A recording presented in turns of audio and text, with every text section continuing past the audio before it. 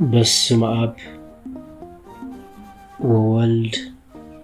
ወመንፈስ ቅዱስ አሐዱ አምላክ አሜን። ኦ ጎይታ ነመስግነካ ነኽብረካ አሎና። ኦ ጎይታ አሜንና ንግዛእካ አሎና። ንቅድስምካ እውን ንግዝኦ አሎና። ናይ ኩሉ ብርኪ ሰግደልካ ናይ ኩሉ ልሳን ዝግዛእልካ ጎይታ ንስግደልካ አሎና። ናይ ማልኽቲ አምላኽ ንስኻ ኢኻ፣ ናይ ጎይቶት ጎይታ ናይ ነገስታት ንጉስ ንስኻ ኢኻ፣ ናይ ኩሉ ስጋን ናይ ኩሉ ነፍስን አምላኽ ንስኻ ኢኻ። አሜን። ስለ ቃላቱ ስም እግዚአብሔር አምላክና ዝኸበረን ዝተመስገነን ይኹን። እግዚአብሔር አምላክ በደልናን ኃጢአትና ከይተመልከተ በድጋሜ በቲ ጽሩይ ዝኾነ ቃላቱ ክንጻናዕን ክንበርትዕን ክንፍወስን ስለ ዝፈቐደ ክብርን ምስጋናን አምልኾን ውዳሴን ስግደትን ንዕኡ ንበይኑ ይግባእ። ንሱ ኣብ ተጸዋዓሉ ካብኡ ዘይትፍለ ቅድስተ ቅዱሳን ንጽህተ ንጹሃን ኣቆራሪተ መዓት ናይ ሓዲስ ኪዳን ኩርቤል ዝኾነት ኣዲና ቅድስት ድንግል ማርያም ነቲ ሓቀኛ ዝኾነ ኣመናዊ ምግቢ ህይወት ነቲ ሓቀኛ ዝኾነ ኣመናዊ መስተ ህይወት ስለ ዝሃበትናን ስለ ዝወለደትናን ወዳ ጎይታናን መድሓኒናን ኢየሱስ ክርስቶስ ብዝኽበራን ብዘፍቀራን መጠን ክብሪ ይግባእ። ኩሎም መላእክት ነቢያት ሐዋርያት ጻድቃን ሰማዕታት እግዚአብሔር አምላክ ብዘኽበሮም መጠን ክብሪ ይግብኦም። ዝኸበርኩም ህዝበ ክርስቲያን ከመይ ቀኒኹም ከመይ ኣለኹም? አሜን። ስምትሉሉን ሕያውን ዝኾነ እግዚአብሔር አምላክና በኣና ብድኹማት ባረቱ ዝኸበረን ዝተመስገነን ይኹን። ናይ ሎሚ መዘራረባ ኣርእስትና ናይ ሎሚ እንመሃረሉ ርእስቲ ወይ ከዓ ርእሲ እንተሃልዩ ምስጋና ዝብል ኃይለ ቃል እዩ። ብዝተፈላለየ መገዲ እዚ ምስጋና ዝብል ቃል እንሰምዖ ንኸውን፣ ብቃላትና እውን እንደጋግሞ ንኸውን። ግን ማዕረ ክንደይና ንምስጋና ዝተረዳእናዮ? ናይ ምስጋና ጥቕምስ ማዕረ ክንደዩ ኣብ ቅድሚ እግዚአብሔር አምላክ ሞገስ ዘውህብ? ምንጪ ናይ ምስጋናና ኸ መን እዩ? ንምንታይ ከ ነመስግን ዝብሉ ሓሳብ ዘለዎም ትሕዝቶ እግዚአብሔር አምላክ መንፈስ ቅዱስ ብዘፈቐደልና መጠን ክንመሃር ኢና። ምስጋና ወይ ድማ ናይ ምስጋና ህይወት ዝነብር ሰብ ምስጉን ንኡድ ክቡር እዩ። እንደቂ ሰባት ብእግዚአብሔር ኮነ ብኽቡራት ሰባት ዘንእድ ዘኽብር ሓደ ሰብ ናይ ምስጋና ህይወት ምዝህልዎ እዩ። ናብ ህይወትና ክብሪ ዘውህብ ዓወት ዘስታን ዘምጽእ ኣመስገንቲ ምስ ንኸውን ጥራይ ዝተገብረሉ ዘይርስዕ ዘበለ ኩሉ ኣመስጋኒ ይበሃል። ብሰባት ክኾን ይኽእል፣ ብእግዚአብሔር ክኾን ይኽእል። ነቲ ዝተገብረልና ነገር ዘይንርስዕ እንተኾይንና ከይረሳዕና ድማ እንሆ ብቃልና ንሰባት እንናገር እንተኾይንና ነቲ ዝተገብረልና እውን ኣብ ቅድሚ ሰባትን ኣብ ቅድሚ እግዚአብሔር አምላክን ንምስክር እንተኾይንና ኣመስገንቲ ተባሂልና ንጽዋዕ ማለት እዩ። ስለዚ ስለ ዝተገበረሉ ጽቡቕ ነገር ዘይርስዕ ዘይዝንግዕ ምስጋና ዘቐርብ ሰብ ኣዝዩ ኣዝዩ ዝተባረኸ እዩ ማለት እዩ። ምስጋና ምስ መላእኽቲ ሓደ ዝገብር ሃብተ መንፈስ ቅዱስ እዩ። ምስጋና ምንጭ ናይ ኩሉ ዓወትን ጥዕናን ስሩዕ መነባብሮን ኪደትን እዩ ምስጋና። ብልብና ኾነ ብልሳና ንእግዚአብሔርን ደቂ ሰባትን ምስጋና ክነቕርብ ይግባእ። ጎይታናን መድሓናን ኢየሱስ ክርስቶስ ናብ ኢየሩሳሌም ኣቢሉ ኣብ ዝኸደሉ ዝነበረ ግዜ ብገሊላን ብሰማርያን ኣቢሉ እንዳሓለፈ ከሎ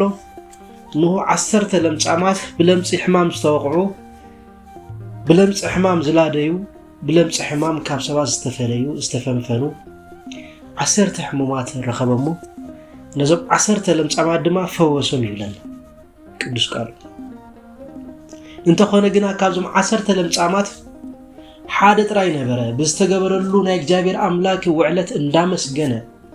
በዓውታ እንዳጨደረ በዓውታ እንዳዘመረ ናብ ቤቱ ዝተመልሰ። እቶም 9 ዝተረፉ ግን ከመስግኑ ኣይተረኣዩ። ሽዑ እግዚአብሔር አምላክ ጎይታና መድሓናን ኢየሱስ ክርስቶስ ነዚ ሕቶ እዚ ኣልዓሎ ኣበይ ዳ ኣለዉ እቶም ዝተፈወሱ? ናበይ ዳ ኸይዶም እቶም 9 ብምባል ሓተት። نهو دما نمسغانا نايت حدا لمصام سب امغوسه بزي كازي فلي فطرت حادوكا كابتوم لمصامات زمسغنا يلن لእግዚአብሔር አምላክ ዘመስገነ የለን በመባል ድማ ኖኖቶም ተሻዓተ ለምጻማት ጎይታናን መድኃኒያን ኢየሱስ ክርስቶስ ከም ዝነቀፎም ንርኢ ማለት እዩ አነ ንስኻትኩም ካብዞም 10 ለምጻማት አይኖቲና ቶም ተሻዓተ ለምጻማት ዲናስ ወይስ ተሓደ ለምጻም ብስተገበረልና ሁሉ እግዚአብሔር አምላክ ብዝገበረልና ነገር ነመስግን ዲና ወይስ ንስተገበረልና ነገር ሓቢና እንخيد ሰባቲና ወገናቴ ገዛር እስና ክንምርምር ይግባአና ስለዚህ እነሆ ቶም ተሻዓተ ለምጻማት እነሆ በስተገብረሎም ሰናይ ነገር ንፈልጤና ወገናቴ ለምጺ ኣብ እስራኤል ኣዝዩ ፉንፉን ዝኾነ ሕማም ከም ዝነበረ ንፈልጥ ኢና በዚ ሕማም ዚ ነቢ እግዚአብሔር ኢሳያስ ከም ዝተታሐዘ ግናኸ ካብ ለምጽይ እንተድሕንካኒ ኦ እግዚአብሔር አምላክና ዓኻ ሙሉእ ህይወተይ ከገልግለከ በመባል እግዚአብሔር አምላክ ድማ ነው ዝለመንካይ ዝና አምላክ ስለዝኾነ ለምጽ ነቢ ኢሳያስ በመምሐር ለምጹ ናብ ጥዕና በመምላስ ነቢ ዓቢ ነቢ ገይሩ ኣብ ቅድሚ ሰባት ሰራ ክብር ምስጋና ለእግዚአብሔር አምላክ ካብ ለምጽና ካብ ሕማምና ካብ ኢንታና ካብ ድኽመትና ካብ ስንፍናና ካብ ዝተፈላሊ ሕማማት ክንፈወስ እንተኾይና ለእግዚአብሔር አምላክ ክንጽውዖ ይግባአና ለእግዚአብሔር አምላክ ክንቀርቦ ይግባአና እቲ ኣብ ግዜ ነቢ ኢሳያስ ዝነበረ አምላክ ሕጁን አሉ ግናኸ ከም ነቢ ኢሳያስ ዝኣመሰሉ ሰባት የምጥፊዮም ዘሎ ኣብ ግዜ ዝወገናተ እዩ ስለዚህ ከም ነቢ ኢሳያስ እኳ እንተ ዘይኮንና ብቅድስናና ግናኸ ገለ ከምቶም ትሑታት ባሮት ኮይና ለእግዚአብሔር አምላክ ንቅረቦ ለእግዚአብሔር አምላክ ንሕተቶ ዘሌና ነገር እግዚአብሔር አምላክ ድማ ሁሉ ነገር ክፈናይ ስለዚህ ነቢ እግዚአብሔር ኢሳያስ ካብ ለምጹ ስለዝዳሐነ እግዚአብሔር አምላክ አመስገነ ህይወቱ ሙሉ ድማ ለእግዚአብሔር አምላክ አገልገለ ደረቅ ሐዲስ ተባይል ተጻሐፈ ወይ ካዝ ስም መጽሐፍ ናይ ነቢ ኢሳያስ ትንቢት እዩ ነው ድንግል ክትጠንስያ ወድ ድማ ክትወልድ ያ ስሙ ድማ አማኑኤል ኢላ ክሶሚያ ኢሉ ዝጻሐፈ ድንቅ አቦ እዩ ገናት ከም ድማ ስለናይ ጎይታና መድኃኒና ኢየሱስ ክርስቶስ ግርፋት ንምስክርና መን አመኖ ከይንሪኦስ ደም ግባት አይነበሮን ስሊኡ ዝግደስ ስሊኡ ዘማልድ ኳውል ሓደ አይነበረን ስሊኡ ዝጭዋል ሓደ አይነበረን ነው ንስቃዩ ንሕማሙ ከም ዘይጥም ገርና ቆጸርና ያ በመባል ኣብ ሰዓት ዘለና ደቀ ሰባት አግሮምርምት ምዃን ዘይኣመስገንት ምዃንና በመነጸረ ትንቢት በመነጸረ መንፈስ ቅዱስ ዝኣየና ክቡር ቅዱስን አቦ ነቢ እግዚአብሔር ኢሳያስ ስለዚህ ወገናተይ አነን ስኻትኩም ካብቶም 10 ለምጻማት አየነቲ ነፍስና እስከበዓልና ንምድባ ማለት እዩ ተሓደ ለምጻም ለእግዚአብሔር አምላክ ብዝገበረሉ ሰናይ ውዕለት እግዚአብሔር አምላክ ብዝገበረሉ ሰናይ ወሬታ እንዳመስገነ ለእግዚአብሔር አምላክ እንዳመስገነ ናብ ቤቱ ተመልሰ ይብለና አነን ስኻትኩም ናብ ቤትና ኣብ ንምለሰሉ ግዜ ናብ ገዛና ኣብ ንኣትወሉ ግዜ ምጉርምራም ሒዝና ዲና ንምለስ ወይስ ምስጋና መዝሙር ሒዝና ዲና ንምለስ ወይስ ሁካታ ወይስ ምፍልላይ ዝርጋን ዕዳን ነፍስና ክንሓታን ክንፍትሻን ይግባአና ወገናተይ ስለዚህ ነው ዝሓደ ለምጻም ካብቶም ተሻዓተ ለምጻማት እንዳመስገነ ናብ ቤቱ ተመልሰ ቶም ካልኦት ግና አይነበሩን ይብለና ነተሓደ ለምጻም ድማ እግዚአብሔር አምላክ እዚ ፍሉይ ፍጥረት በመባል አመጎሶ እዚ ድንቅ ዝኾነ ሰቢ በመባል አመጎሶ ነው ብስተገብረልካ ውዕለት ምምስጋን ድንቅ ሰቢ ገብረካ ፍሉይ ሰቢ ገብረካ ወገናተይ ዘማራይ ቅዱስ ዳዊት ድንቅ ሰብ ዝገበሮ ከም ልበይ ዝተባሃለ በምስጋናይ ወገናተይ በኋላ አይኮን ድንቅ ተባሂሉ ዝተጸወዐ ነዚ ድማ አቡና ክቡር ቅዱስ ዳዊት ስለ ነፍሱ ክዛረብ እንከሎ ድንቅ ጌርካ ስለ ዝፈጠርካኒ የመስግነካ ኣለኹ በመባል ለእግዚአብሔር አምላክ ምስጋና ዘቀረበሉ ስለዚህ ማዓስ ይኹን አበይ ኩነታት ይኹን በዘይገድስ ኩሉ ግዜ አመስገንቲ ክንከውን ይግባአና ታሪክ ናይዞም 10 ለምጻማት ኣብ ሉቃስ ምዕራፍ 17 ካብ ፍቅዲ 15 18 ዘሎ ኣብ ገዛና ኸይና ከነንብቦ ንኽእል ኢና ማለት እዩ ስለዚህ አነን ስኻትኩምን አመስገንቲ ክንከውን ኣለና ዘመን ይኸይድ ዘሎ ይመስንበር ወጋዕ አይኮን እንደሎ ወገናተይ ምምጻና እንዳፈጠነ ነበር እንዳደንጉያ ይኮነን ዝኸይድ ዘሎ ናይ ጎይታ መምጻእ እንዳቐፈጠ ነበር እንዳደንጎ ይኮነን ዝኸይድ ዘሎ ናይ ፍርድ መዓልቲ እንዳቐልጠፈ ነበር እንዳይደንጎ ይኮነን ዝኸይድ ዘሎ ኩሉ ግዜ ኣብ ዙፋን ኣምላኽ ሓሲርና ኸይንርከብ ኣብ ቅድሚ እግዚአብሔር ኣምላክ ርእስና ኸይንደፍእ ከይንዋረድ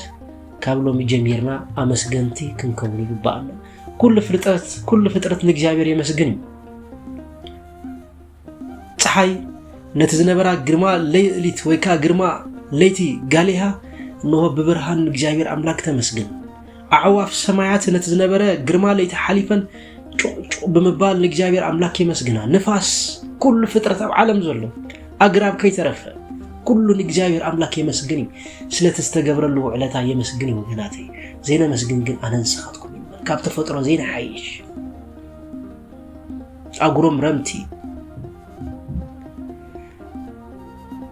ምራኽ እንኳን በስተገብረላ ነገር ተመስግንያ ፍንጭራዕ ትብልያ ንእግዚአብሔር ኣምላክ ተመስግንያ ወገናተይ እምባሕ እንዳበሉ ላም ከብቱን የመስግና ወገናተይ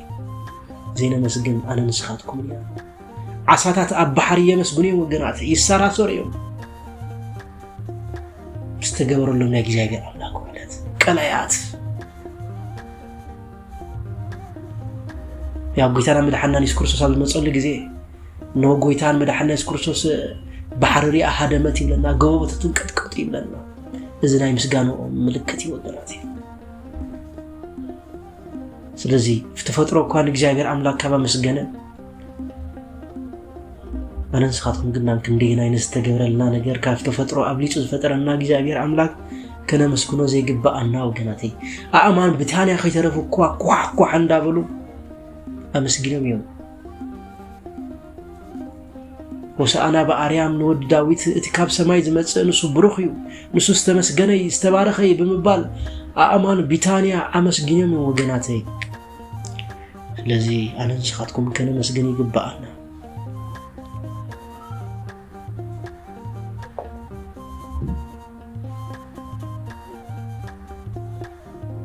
ኣብ ዓለምና ብዙሕ ነገር ዝተገበረልና አዚና ብዙሓቲና ببيلين سنقصر እግዚአብሔር አምላክ ብዙ ነገር ገይርልና ዘይገብረሉ ከዋላ ሓደ የለን ከነሰንትኖ ኸለና እግዚአብሔር አምላክ ዘይገብረሉ ጽቡቕ ሰናይ ነገር ወላ ሓደ ሰብ የለን ግን እቶም ዘመስግኑ አዝዮም ውሕዳት እዮም ወገናት እቶም ንምስጋና ቅድሚያ ዝህቡ አዝዮም ምስጋናት እዮም ወገናት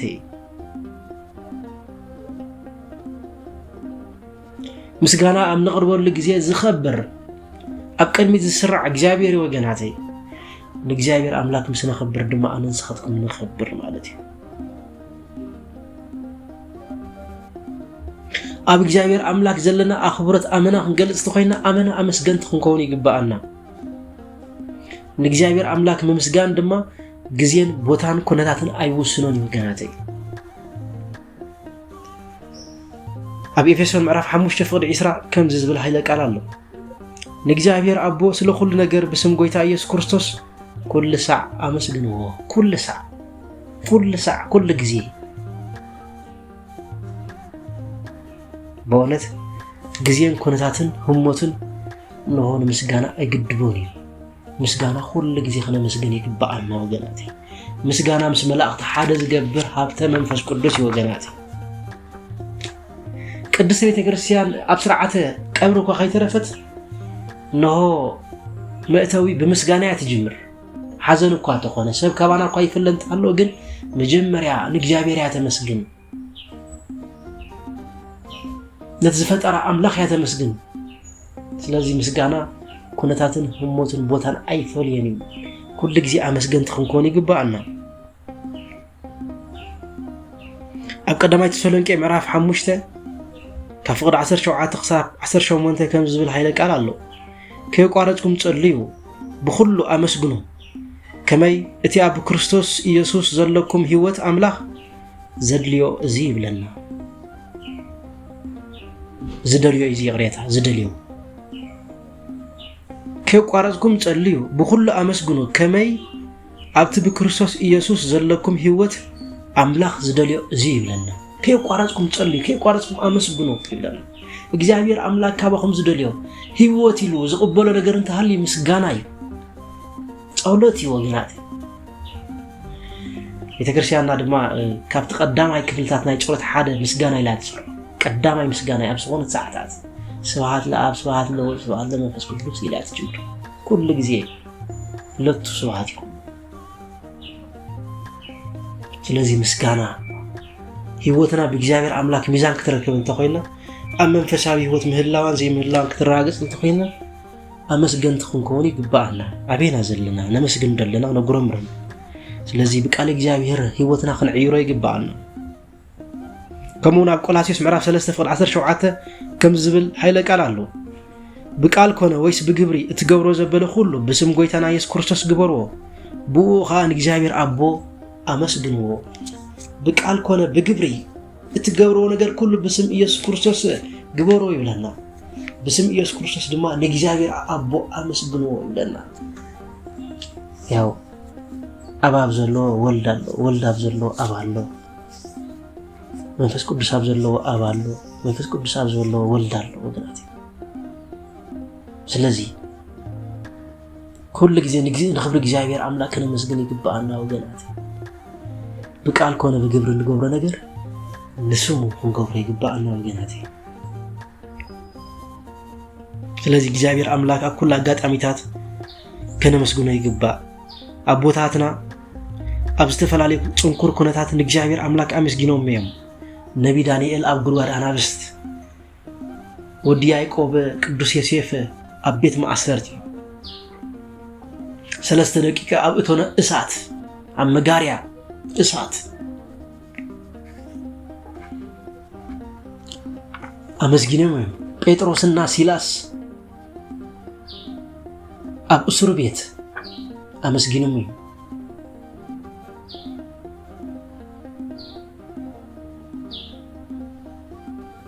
ሰማዕታት ከተካምቦ እነሆ ኣብ መቃብር ቦታ ኮይኖም አመስግኖም እዮም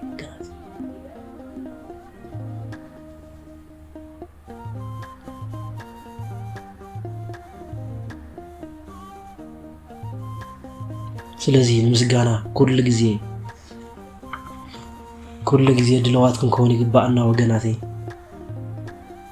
ነቢያት እግዚአብሔር በስደት አቢሎም በምርኮ አቢሎም ናብ ባቢሎን ኣብ ዝኸዱሉ ጊዜ ለእግዚአብሔር አምላክ አመስግኖም እዮም አምላክ አብርሃም አምላክ ይስሐቅ አምላክ ያዕቆብ እንዳብሉ አመስግኖም እዮም ወገናቴ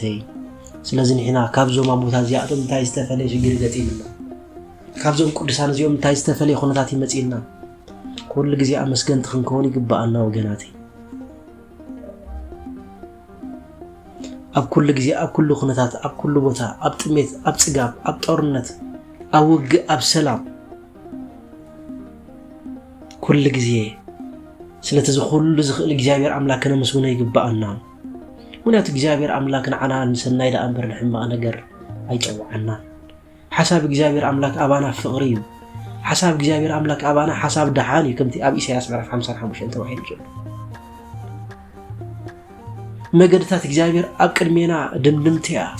መሰናኽል የብለን ወገናቴ ግን ኣነ ንስኻትኩም መገዲ እግዚአብሔር ገዲፍና መገዲ ሰይጣን ንኽተል ብዙሓት ኢና መገዲ ሰላም ገዲፍና መገዲ ህውከት ንኽተል ብዙሓት ኢና መገዲ አምላክ ገዲፍና መገዲ ቄሳር ንኽተል ብዙሓት ኢና ወገናቴ ፀገም ኣብዚ ትናትና ዕጫን ትናትና ድሌትን ትናትና ምርጫን ህይወትና ወሲኑ ዘሎ እምበር እግዚአብሔር አምላክ ብኹሉ كهبن كخلن እግዚአብሔር አምላክ ትክክል ከቀተልን ከመሕር እግዚአብሔር አምላክ ትክክል ክፈጥር ከድምሰሰን እግዚአብሔር አምላክ ትክክል ወገናቴ እግዚአብሔር አምላክ ትክክል ዘይኮነ ለሰዓት ወላ ሓደ ሰዓት ወላ ሓደ ጊዜ የለ ስለዚህ እግዚአብሔር አምላክ አባና ዘሎ ሐሳብ ሰናይ ስለዝኾነ ሞካት ንርብጾ መሬትን ለዓልን እግዚአብሔር አምላክ ንአምኖ ይግባአና ካብቱ በሰማይ ሰማይ አቢልና ንኾዶ لعلي እግዚአብሔር አምላክ አምኖ ይግባአና በቲ በባህር ቢልና እንጨዶን لعلي እግዚአብሔር አምላክ አምኖ ይግባአና ወገናቴ ምክንያቱ እግዚአብሔር አምላክ ኣብቶም በፈቃዱ ዝኸዱ ኣብቶም በሐሳቡ ዝምርኮሱ ሰባት ኩሉን ሰናይ ጌሩ አዳሊሎም አሎ ከምቲ ኣብ ሮሜ ምዕራፍ 8:28 ኢልዎ ዘሎ ነው በሐሳቡን ዝኸዱ በፈቃዱን ዝኸዱ ኩሉን ሰናይ የሚል ተጻሒፉሎ ወገናቴ ሰናይ ናይ ኩሉ ነገር ኢና ጥራይ አፈቃዱ ንጽናዕ ቤቱን ንጽናዕ ወገናቴ ስለዚህ ደቂ እግዚአብሔር ካብ ኮና እግዚአብሔር አምላክ ምሳና ካብ ኮነ መንግስት እግዚአብሔር አምላክ ካብ ሓረና كل جزء أمسجنت خنكوني جبأنا مسجانا مللي نخوني جبأو كافر خرستوز فلين منيو تميدو عرقاندو مكرادو سددو كافر خرستوس كفلين زخيل منيو سيفدو إلا خنزمري جبأنا كما هاري قدس باولوس كم سمعت كتاكامبو هم يمدبون نيروم كيسار نختما كم سمع عندك أصلان كله نون أرجوتي كم شمع عندك أصلهم كله نهتصانات كم كعسونا بسماي نداورورون كله نسمعتات كم سجانا أنا بس ندابويزم كله دزمروز نبرو مزمر كافر خرستوس فلينا منيو سددو تنقدو مكرادو سيفدو كافر خرستوس فلينا زخل ولا حدين للبال نو هيوتهم بمسغانا نجابير أملاك أمعقبو سلازي وقناتي ناي مسغانا تقم نريق دلنا ناي مسغانا هيوت نريق دلنا كل جزير علامتان كحشنا منقوس متان تنورس تا جابير أملاك قريب وازلو منقستي نا أقرم رمتي أي تمتشئنيا أي تطعمنيا وقناتي نا أمسغنتي أتطعم سلازي أمسغنتو خينا بتاتسباب مقدخ نحلف ناي جابير أملاك قدس جارنت نادينا قدس ننجل مريم أمالادنت ناي كلهم هريان እግዚአብሔር ተራዳእነት አይፈለየን ወስብሐት ለእግዚአብሔር አምላክ አሜን